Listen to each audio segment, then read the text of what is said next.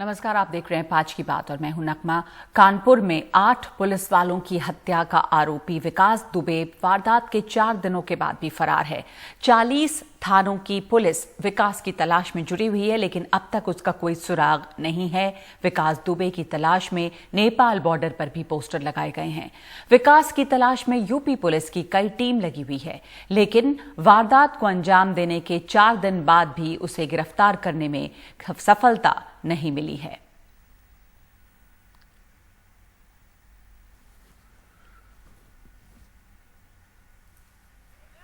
इस बीच उस पर इनाम की रकम को बढ़ाकर 2.5 लाख रुपए कर दिया गया है, 1 लाख से 2.5 लाख। और इस मामले में कई पुलिस वालों से भी जांच उन पे भी हो रही है, क्योंकि शुरू से ही वो शक के घेरे में है। इन पुलिस वालों पर विकास दुबे के लिए जासूसी करने का आरोप लग रहा है। ड्यूटी पर लापरवाही के आरोप में चौबेपुर थाने में तैनात 2 सब इंस्पेक्टर, 1 कांस्टेबल को सस्पेंड किया गया है। चौबेपुर के थाना इंचार्ज विनय तिवारी को पहले ही सस्पेंड किया जा चुका है। मुठभेड़ के बाद गिरफ्तार विकास के साथियों ने भी इस बात की तस्दीक की है कि मुठभेड़ से ठीक पहले विकास के पास पुलिस का फोन आया था, जिसमें उसे रेड की जानकारी दी गई थी। कई पुलिस वालों से इस सिलसिले में पूछताछ हो रही है और उनके कॉल रिकॉर्ड खंगाले जा रहे हैं।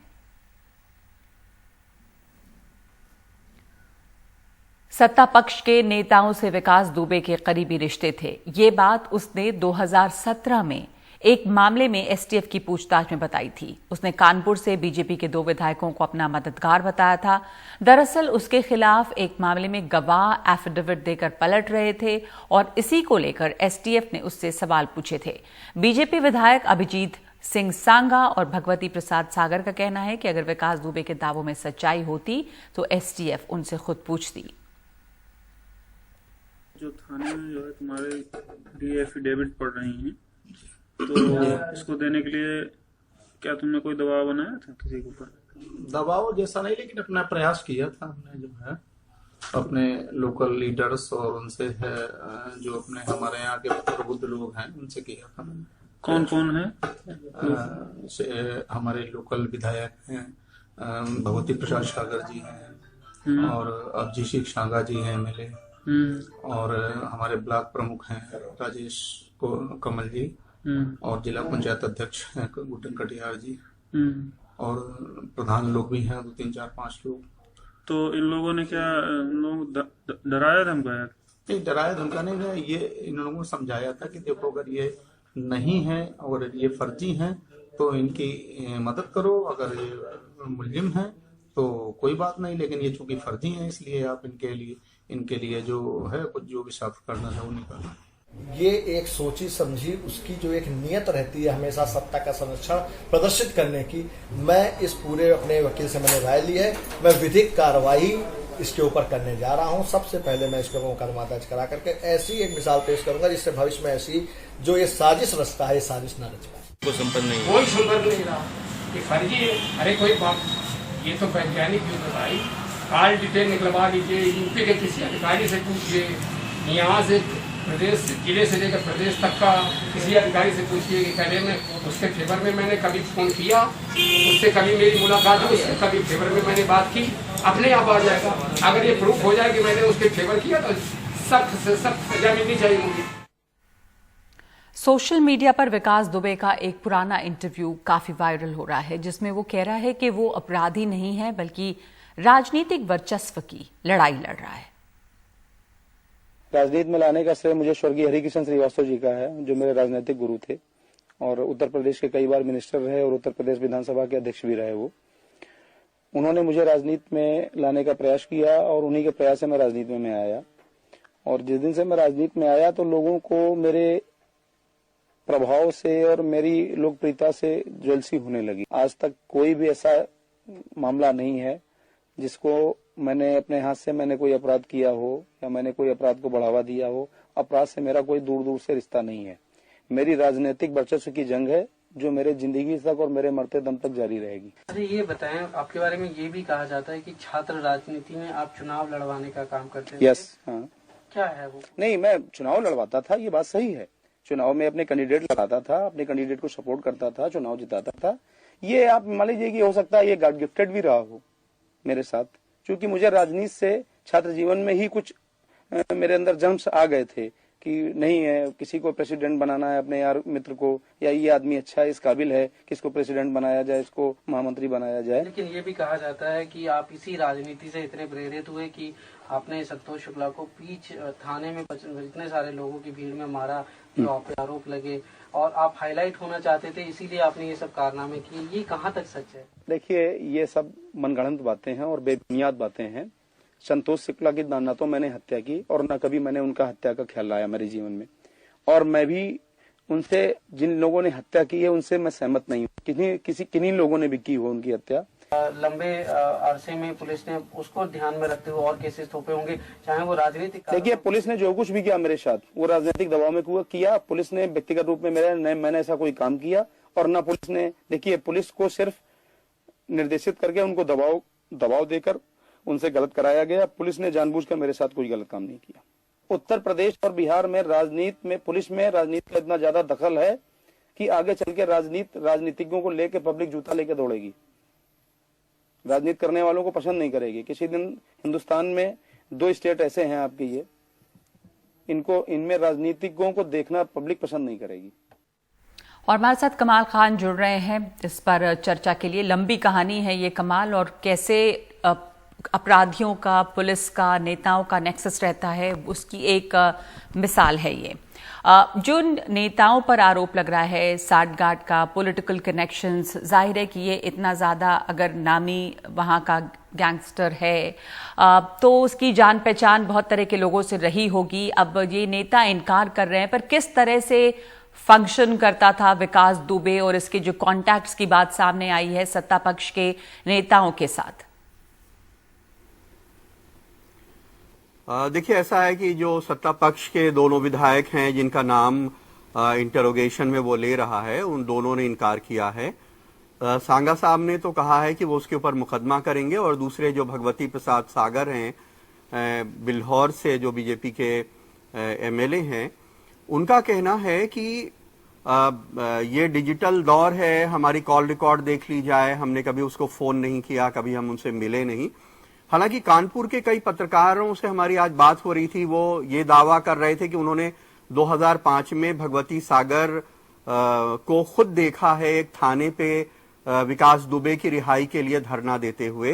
वो गिरफ्तार हुआ था 2005 में, तो वो थाने पे धरना दे रहे थे। उस वक्त के अखबारों में ये खबरें भी मिल जाएंगी, उनका कहना था।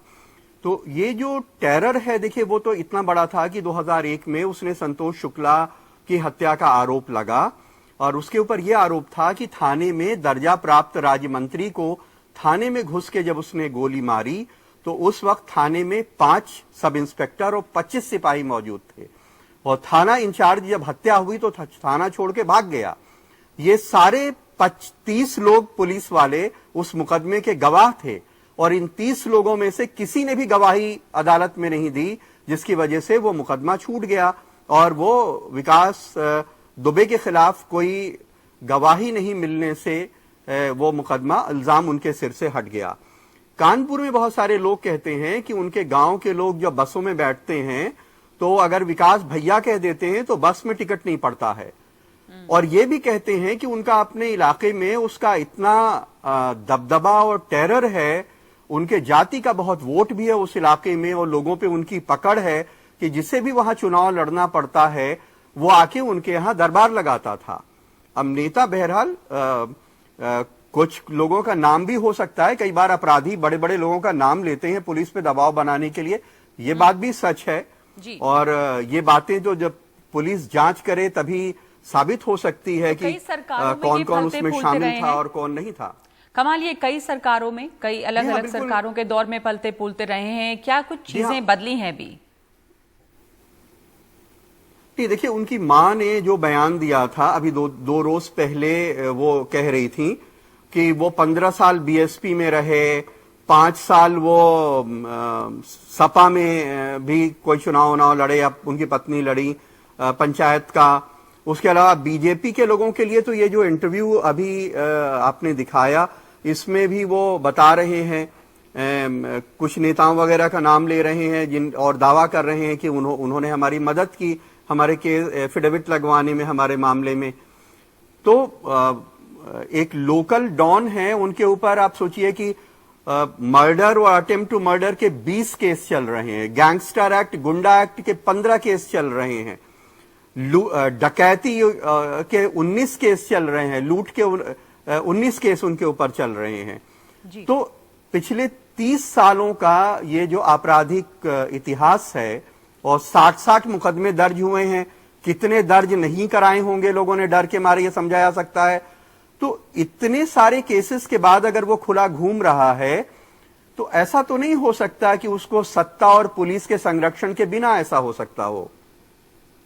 जी, तो इतने कुख्यात अपराधी और इतना ज्यादा इसका टेरर, और आप कह रहे हैं कि अभी भी बस में टिकट, और उनके इलाके में उनका इतना दबदबा है कि बसों में टिकट नहीं लेते लोग, बस उनका नाम ले लिया जाता है। इस तरह के यूपी में गैंगस्टर्स और या अपराधी जो हैं जिनका बहुत टेरर है कमाल, वो कई जगहों पर अलग अलग जगह पर फ्लरिश करते रहे हैं, फलते फूलते रहे हैं।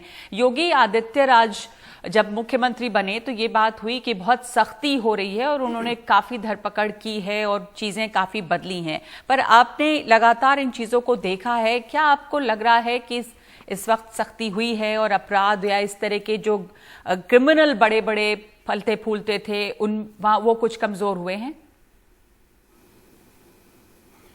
देखिए, कल एक फॉर्मर डीजीपी हैं उत्तर प्रदेश के ए.के. जैन साहब, उनसे हम बात कर रहे थे हम लोग, तो उनका कहना था कि जब हम कप्तान बने थे तो जिले में टॉप 10 की लिस्ट बनाते थे और टॉप 1 से शुरू करते थे कार्रवाई करने के लिए।